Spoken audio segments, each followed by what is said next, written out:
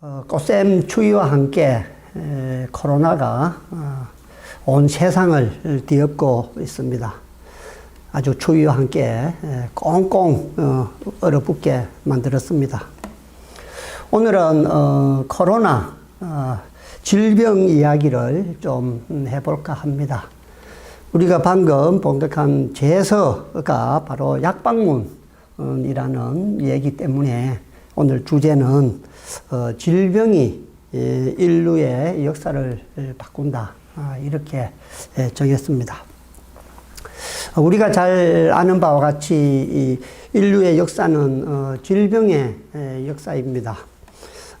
수렵과 채집으로 생존하던 인류는 지금으로부터 약 한 12,000년 전부터 농경이 인류에 등장하던 무렵부터 정착 생활을 시작했습니다. 인류 초기, 정착 초기에 인류에게는 덕보다 실이 많았습니다. 말라리아나 십이장충과 같은 풍토병이 생겨난 것이죠.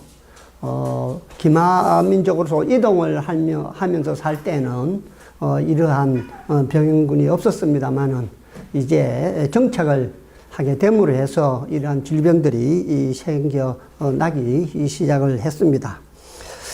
수렵과 채취할 때보다 또 우리가 섭취할 수 있는 영양분도 많이 뒤떨어진 것을 우리가 알 수 있습니다. 초기 농경은 풍요에 대한 약속이었다라기보다는 고된 노동의 연속이었습니다. 곡물에 편향된 영양 섭취를 하다 보니까 수렵 때 유지하던 우리 몸의 영양 균형을 맞출 수가 없게 되었던 것이지요. 정착은 한편 우리에게 안정감을 줬지만은 출몰하는 전염병의 위험에 시달리게 된 것입니다. 서울대 학생들이 가장 많이 읽은 제네더 다이아몬드 교수의 총균 세도 보면 질병에 대한 얘기가 잘 나와 있습니다. 바로 균에 대한 얘기죠. 우리 인류가 생존을 하면서 특히 이제 아메리카로 아시아인들이나 유럽인들이 이주를 하게 된 것도 뭐 균과 뭐 문자와 또 여러 가지 무기 이런 것들도 있지만은 가장 중요한 것은 균이라고 본 것이죠. 질병에 시달려서 항체를 가지고 있던 유럽인들이 아메리카 대륙으로 가서 아직도 정착 생활을 하지 않은 사람들이 균을 보유하고 있지 못한 가운데 유럽인들이 항체를 지닌 균을 가져가서 그 원주민들을 다 죽게 만들었다는 것이죠. 이것은 뭐 인류의 역사가 다 증명을 하는 것입니다. 그만큼 질병에 대한 몸의 저항력이 중요하다는 것을 얘기해 주고 있습니다. 그리고 실제 여러 가지 이 말라리아나 그 전염병들도 아프리카에서 있었던 토착병이 아니고 이주하는 사람들이 유럽인들이 아메리카로 다 옮겨 놓은 것이죠. 그래서 결국은 나중에 아메리카 대륙에서 인디언 노예들을 다시 사가지고 와야 되는 이제 이러한 현상까지 이제 벌어진 것을 우리가 알고 있습니다. 그래서 결국 아메리카인들은 유럽인들의 병원균에 의해서 지배를 당했다, 식민지화되었다, 이렇게 얘기를 할 수가 있겠습니다. 질병의 역사라는 책에서도 고대 세계의 질병과 흑사병, 천연두, 장티푸스, 콜레라 등 다양한 질병이 인류와 같이 했다는 것을 증명해주고 있습니다. 사회과학적으로 아주 잘 저술한 책입니다. 거기에도 보면은 14세기에 유럽 인구의 절반 이상을 병균에 의해서 빼앗겼다. 이렇게 기록을 하고 있습니다. 유럽 인구의 절반 이상을 이제 빼앗아간 흑사병, 그리고 인류 최초의 전염병으로 이제 알려진 천연두, 그리고 20세기 후반을 공포로 몰아넣은 에이즈까지 언제나 질병들은 우리 인간의 문명을 위협하고 있는 것을 알 수가 있습니다. 어원 서면이 쓴 세상을 바꾼 12가지 질병이라는 책도 있습니다. 거기에도 보면 이제 혈우병이나 감자, 마른병, 콜레라, 천연두, 흑사병, 매독, 결핵, 말라리아, 인플루엔자, 후천성 면역 결핍 증후군 등을 자세히 다루고 있는 것을 알 수가 있습니다. 그래서 인류의 최대의 적은 전쟁이나 가난이 아니고 바로 바이러스다. 바이러스를 정복해 나가는 과정이 우리 인류의 역사다. 이렇게까지 얘기하는 데서도 이 병원균 전염병의 그 위험성을 우리가 알 수가 있습니다. 오늘날 코로나19가 우리 온 세계를 꽁꽁 얼어붙게 만들었습니다. 인류 역사의 한 부분입니다. 이것은 우리가 거절할 수 없는 현실이죠. 백신 우리 접종률을 뭐 95% 이렇게 함으로 해서 이제 코로나19가 막을 내리는 줄 알았는데 새로운 변이종 오미크론이라는 놈이 등장을 했지요. 하루에 4만 명, 오늘 아침에 오면서 보니까 4만 명에 육박을 했습니다. 위드 코로나가 멀어졌다고 많은 사람들이 이제 걱정을 많이들 하고 있습니다. 그러나 저는 뭐 꼭 그렇게 부정적으로 생각하지는 않습니다. 뭐 꼭 그렇게 절망적이지는 않다고 봅니다. 밤이 깊을수록 새벽은 가까워 온다는 말이 있지 않습니까? 미국 투자은행 JP 모건이 이 오미크론 출현을 두고 팬데믹이 이제 마지막 현상이다. 이렇게 얘기한 데서 알 수가 있습니다. 역사적으로 보면은 전염성이 높은 바이러스가 기존의 바이러스를 몰아내왔습니다. 오미크론 변이는 코로나19를 계절성 독감과 비슷한 수준으로 변화시키는 촉매제가 될 걸로 보여집니다. 그럴 가능성이 매우 크다고 봅니다.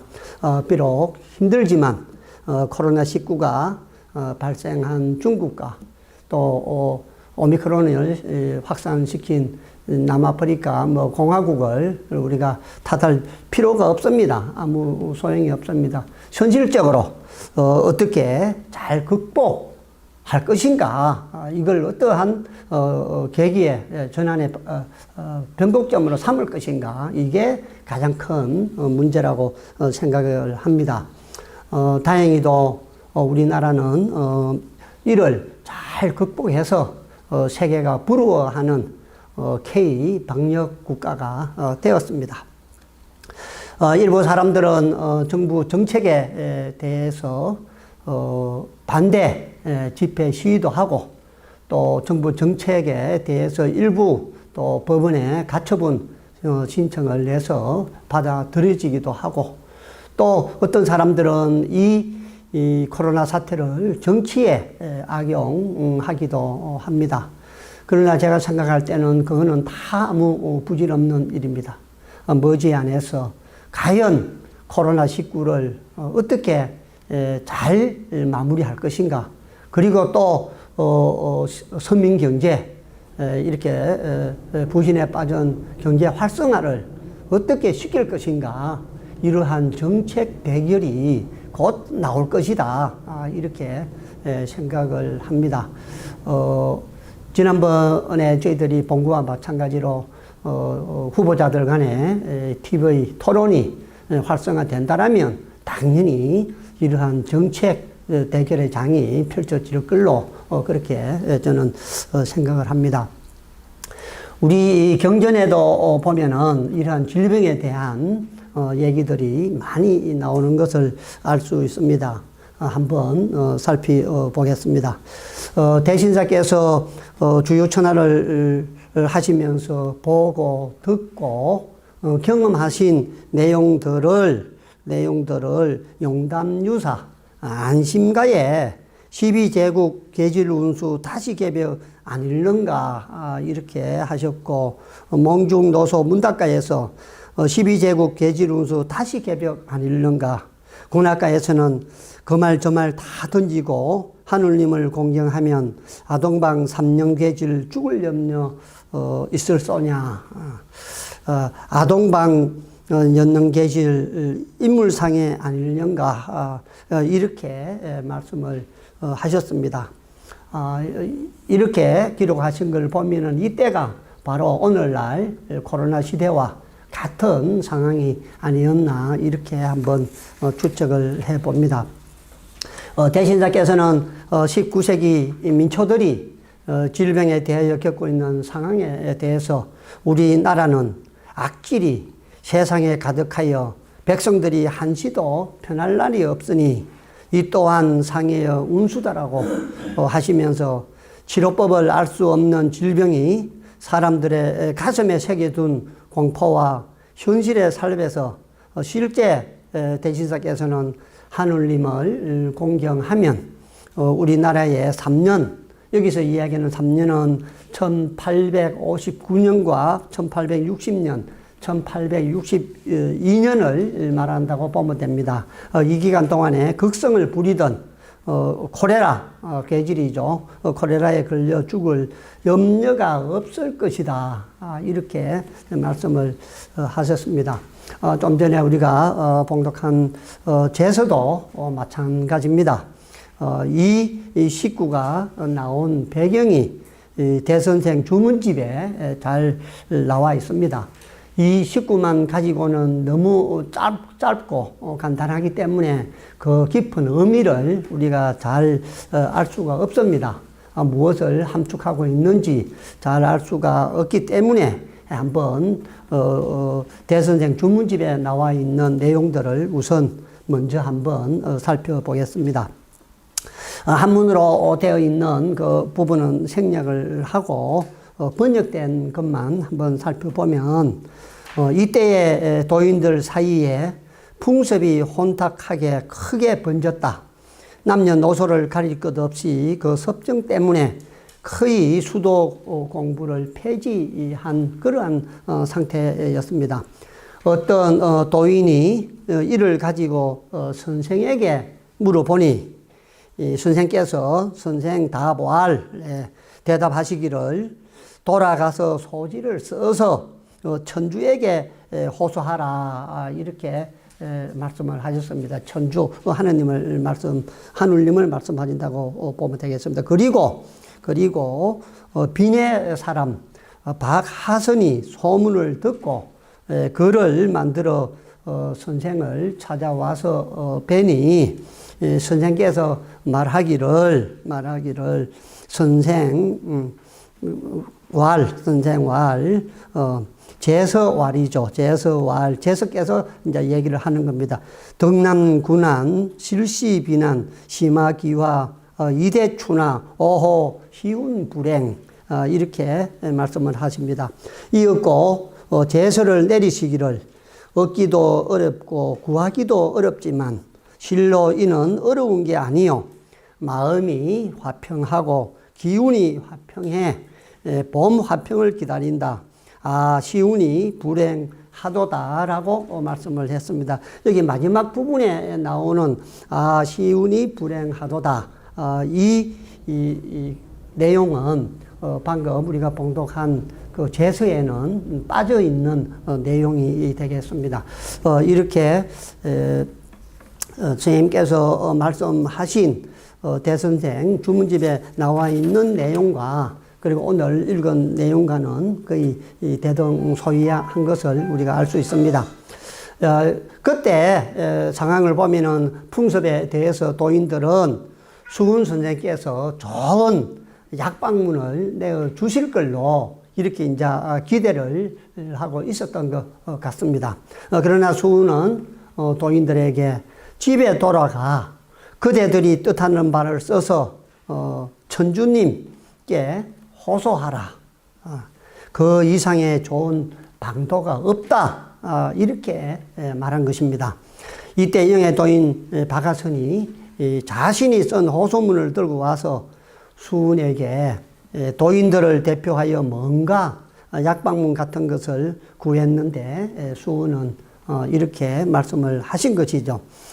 오 필수 명덕제, 내가 반드시 하느님의 명을 받아 죄를 얻으리라. 하느님께 기도를 해서 약방문을 받아오리라. 이렇게 이제 말씀을 하시면서 붓을 찾고 이제 숨을 죽이고 기도를 이제 올리죠. 그래서 갑자기 하늘로부터 재가 내려오자 붓을 움직여서 글을 쓰기 시작했습니다. 그 내용이 바로 우리가 봉독한 제서입니다.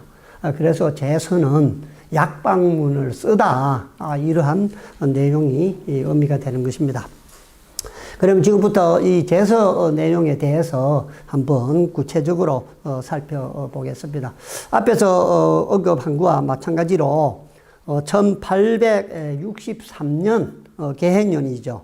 11월에 피부병이 돌자 수훈 선생께서 영예 접주 박하선한테 써준 비결의 19 글이 됩니다. 이 제서는 당시 북저문도 가운데 풍습이 크게 유행했는데 그 모양이 천년두와 같으므로 도두라고 했다 합니다. 도두가 내나 천년두를 나타내는 것 같습니다. 아마 제 생각에는 지금 뭐 코로나19보다는 약했지 않았나 싶습니다. 아주 유행성 감기 정도, 독감 정도 되지 않았나 그렇게 싶습니다. 박하선이 그 상황을 대신사님께 자세히 이제 보고하자 대신사님께서 붓을 들고 제서를 이제 주신 거죠. 이 시는 원래 경진판 권5 끝머리에 나와 있는 내용이 되겠습니다. 이것을 동정유사 쪽으로 옮겨서 실어 놓은 것이죠. 덕남군한 하나 실시 비난이라 심화 귀화하면 이대추나 아니라 인이라. 풍습을 낮게 할 수 있는 약방문은 얻기도 어렵고 구하기도 어렵지만 실상인적 어려운 것이 아니다. 마음을 화평하게 하고 몸의 길을 편안하게 하라. 그리하여 봄의 평화를 기다리라. 이렇게 글을 써 주신 겁니다. 다시 말하면은 질병의 어려움을 얻어서 쾌유되는 것은 구하기가 어려우나 진실로 이것은 어려운 것이 아니라 마음을 화하게 하고 기운을 화하게 하여 봄이 화한 것과 같이 대하라. 이런 이제 내용이 되겠습니다. 얼마나 멋집니까? 천하의 아주 명시라 하겠습니다. 앞절에 난자, 어려울 난자 세 개가 들어가고 뒤에는 화자 세 개가 들어갑니다. 어려움이라는 주제와 화평이라는 주제를 대비시킨 것이죠.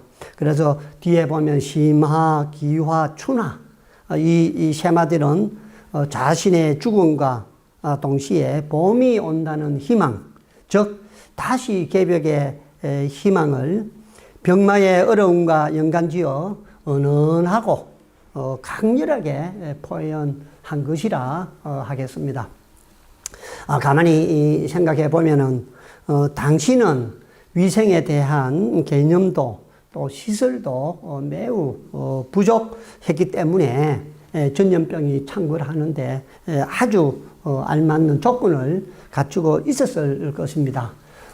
잘 아다시피 그 한참 이후에 제가 태어나기 며칠 년 전만 해도 우리 큰 형님, 적은 형님이 전염병이 돌아서 동네 어린애들이 다 죽는 바람에 죽었다 하는 얘기도 듣고 했습니다.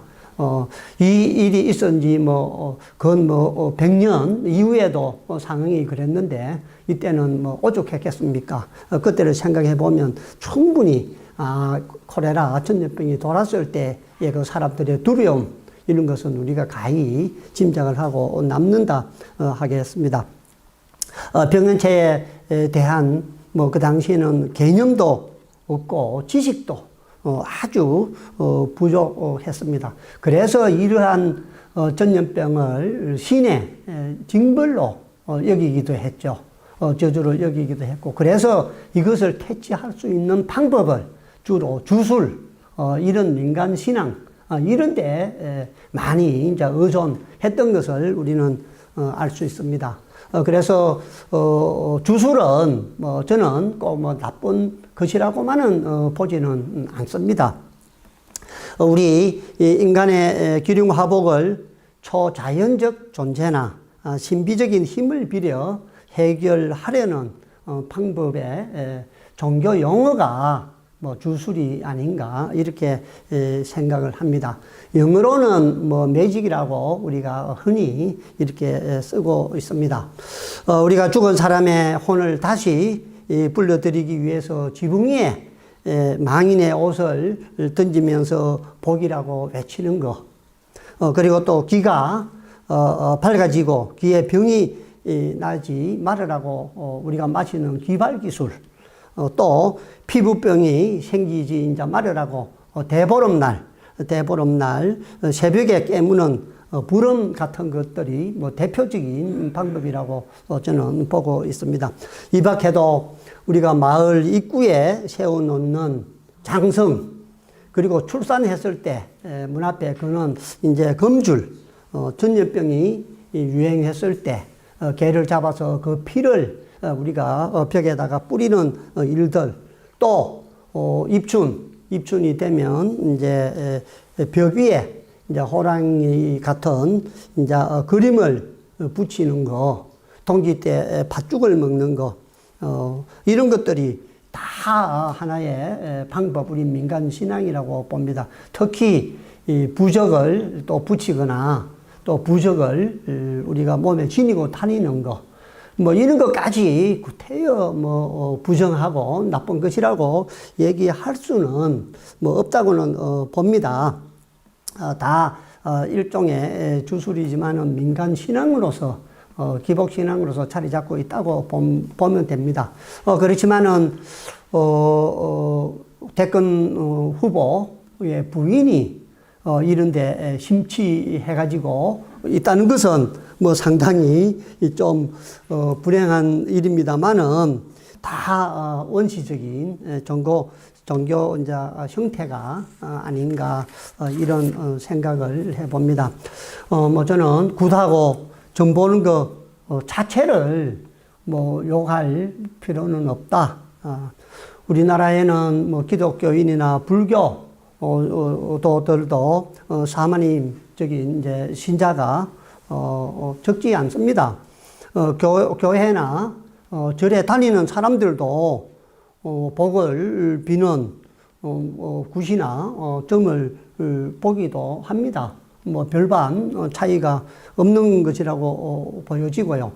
또 우리 어머님들이 새벽에 일어나서 정한수 떠놓고 천지 신명님께 빌던 어머니들의 그 기복 정신, 그 신앙까지 우리가 비판할 수만은 없지 않겠습니까? 도가 지나치면 화가 된다는 것이죠. 이것이 문제라고 봅니다. 우리 역사에서도 이러한 교훈들은 우리가 많이 찾을 수가 있습니다. 뭐 단적인 예를 들면 민비가 이모군란으로 쫓겨나서 황궁할 때 그 진령군을 데리고 문여를 데리고 와서 국가의 무당, 국무당으로 삼고 대소사를 이제 의논을 하면서 언니라고 부르면서 망국의 길로 접어들지 않았습니까? 저는 뭐 이런 것을 걱정을 합니다. 장희빈도 있지 않습니까? 그죠? 예. 사머니스트가 퍼스트 레디가 되는 걸 두고 우리 유력한 일간지 동아일보에서도 걱정하는 이제 칼럼을 낼 정도 됐으니까 상당히 뭐 문제가 있다고는 보여집니다. 그러나 다 이런 것은 불안한 마음을 위안을 받고자 하는 지극히 단순한 마음에서 이제 비롯된 것이 아닌가 이런 생각을 합니다. 간절한 마음에서 비롯된 일들이라 이렇게 봅니다. 뭐 저도 사실 사무실에 들어가면 사무실에 가니까 앞에 사람이 그게 문에다가 이렇게 부적을 붙여 놨더라고요. 그리고 찬장 안에 열어보니까 쌀에다가 이래 초를 꼽아 놓은 이런 것들이 있고 그 고사지는 명태가 이래 실에 감겨져 있어서 그걸 저도 버리지 않았습니다. 그대로 놔두고 그냥 봅니다. 사무실 잘 되고 복 받아라고 그렇게 빌어놓은 걸 내가 그걸 구태여 뭐 버리고 들어오는 복을 없앨 필요가 없다. 이래서 그대로 두고 있습니다만은 뭐 저는 절대 그런 거 믿지는 않습니다.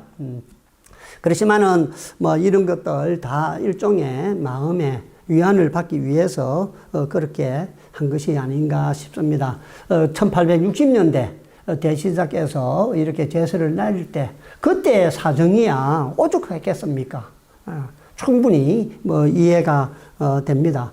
그럼에도 불구하고 대신사께서는 이러한 방법, 예수는 안전뱅이를 일어서게 하고 또 눈먼 자 눈을 뜨게 하고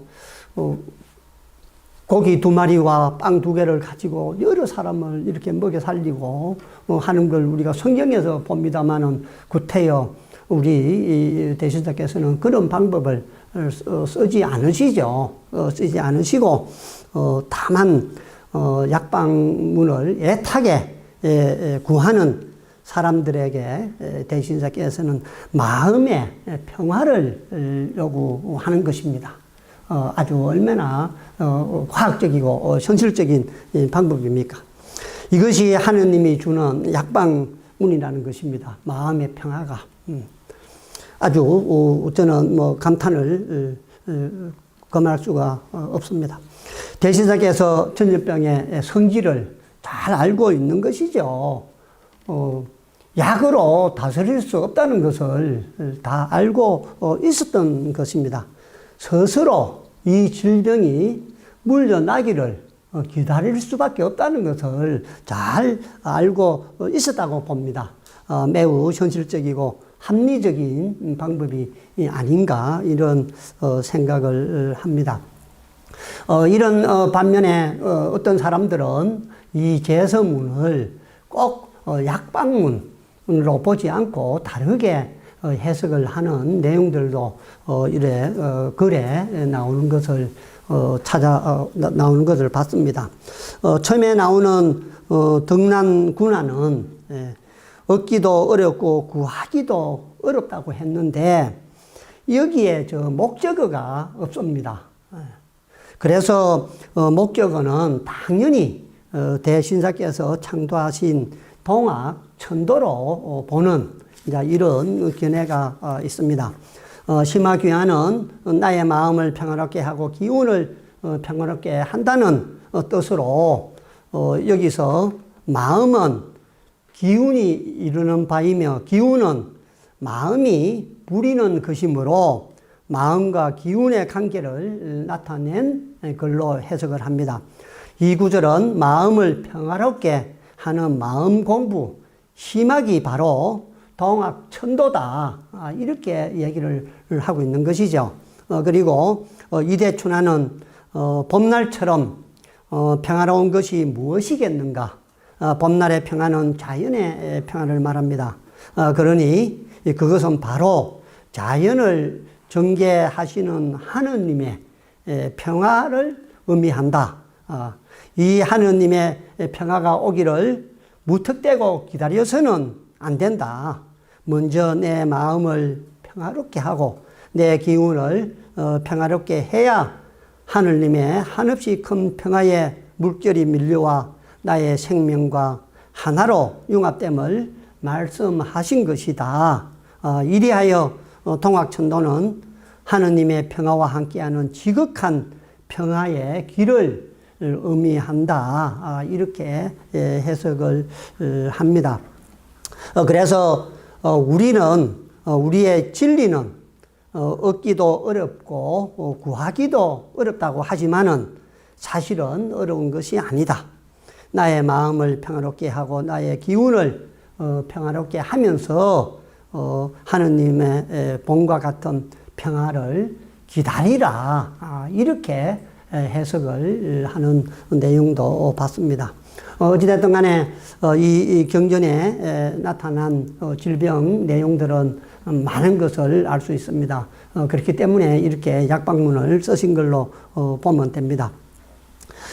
경전에 나타나 있는 질병에 대해서 한 번 더 좀 더 살펴보면은 포덕 27년 그러니까 1886년 병술년 4월에 해월 신사님께서 제자들에게 말씀하시기를 금년에는 악질이 크게 유행하리라. 너희들은 더욱 기도에 힘쓰고 동시에 도장과 주위 환경을 깨끗이 하라. 지극한 정성으로 주문을 외워 수심정기가 되고 심화 기화가 되면 면하게 되리라. 이렇게 말씀을 하셨습니다. 6월에 계질이 크게 유행해서 한 100명 중에 99명이 계질에 걸렸습니다만은 대신님께서 거주하고 계시는 그 마을에는 한 명도 이렇게 계질이 발생하지 않았다는 것입니다. 그로 인해 가지고 주변에 충청도나 전라도, 경상도 등에서도 이러한 소문을 듣고 대신사님을 찾아오는 사람이 헤아릴 수 없이 많았다 합니다. 그래서 기도에 힘쓰고 도장 주위를 깨끗이 하고 지극한 정성으로 주문을 외워서 수심정기하면 이러한 질병을 물리칠 수 있다는 얘기가 되겠습니다. 의암성삼님께서도 1910년 8월 6일 서울 시내에 콜레라가 아주 크게 유행했습니다. 이를 두고 교인들의 말을 듣고 말씀하시기를 우리 교인들도 아직 하느님과 스승님을 모시는 데 있어서 눈에 보이는 물질과 귀에 들리는 이론만을 숭상하다 보니 유행병 같은 것을 무서워하는 것이다 하시면서 성경과 수도로서 성령과 질병을 다스리고 음식과 거처, 신체, 의복 등 위생에 주의하면 육신과 질병을 퇴치할 수 있다. 이렇게 말씀을 했습니다. 또 포덕 51년 6월 23일에는 종령 제54호를 반포를 했습니다. 실행 조례를 반포하신 거죠. 실행 조례를 발표할 때 그 발표문을 보면은 상당히 내용이 좀 깁니다만은 뭐 간단히 얘기하면 우리 교는 하늘 위치로서 세상에 무한한 고초를 벗고 무궁한 복록을 누리는 큰 방편이라. 그렇기 때문에 마음에 지극한 정성을 다하고 하느님이 감화를 받는다라면 이러한 병을 퇴치할 수 있다라고 하시면서 오늘날 이 말씀은 여러 교인이 생명되는 성령 질병과 육신 질병을 낫게 하고 또 방비하기 위하여 선량한 방편으로 실행할 조건을 아래 기록하여 공포하니 극진히 시행하라. 성령 하늘과 육신 세상을 사랑하는 우리 교인들이여 하면서 실행 조례를 반포를 했습니다. 실행 조례는 우리 그 경전에도 나와 있습니다만은 5가지로 정리가 되어 있습니다. 첫 번째는 주문과 청수를 지극히 염천염사하여 1분간이라도 하늘과 신사에 간섭하시는 영험이 몸에 떠나지 않게 해라. 두 번째가 마음을 난동하여 천성의 감동력이 흔암치 않게 하라. 흔암치 않게 하라. 세 번째가 조석과 방구할 때, 식사를 할 때 지성으로 생각하여 감화하는 기운이 일신에 화탕하거든 비로소 음식을 먹어라. 네 번째, 음식을 잘 간수하여 부정한 물건이 들지 않게 하며 어린 아이가 먹다 남은 음식은 다시 먹지 말아라. 다섯 번째가 생물이나 익지 않은 실과나 부정한 육종이나 상한 음식을 부디 먹지 말아라. 이렇게 건강 위생에 대한 실행 조례를 발표해서 우리 도인들의 건강에 이렇게 신경을 쓴 내용들을 알 수가 있습니다. 이와 같이 우리 스승님들께서는 괴질에 대해서 예언하시면서 주의사항과 질병에 대한 대처 방안을 명확하게 제시했습니다. 정신과 육신의 질병을 치유하기 위해서 위한 방안으로 성경심의 수심정기를 강조하고 있는 것을 알 수 있습니다.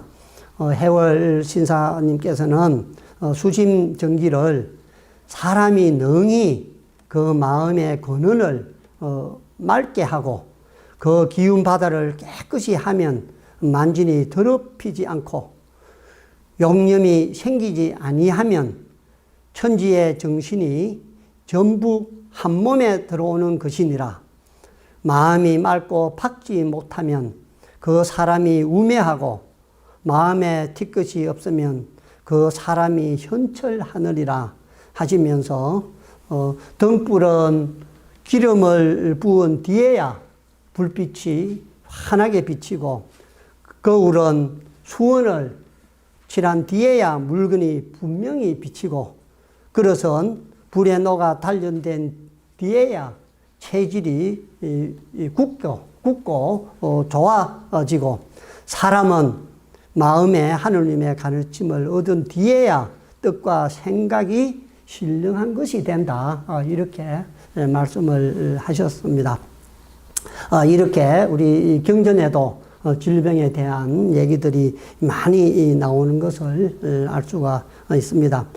대신사께서 지으신 제서에서 질병의 어려움을 얻어서 쾌유되는 것을 구하기 어려우나 진실로 이것은 어려운 것이 아니라 마음을 화하게 하고 기운을 화하게 하여 봄이 화한 것 같이 대하라고 했습니다.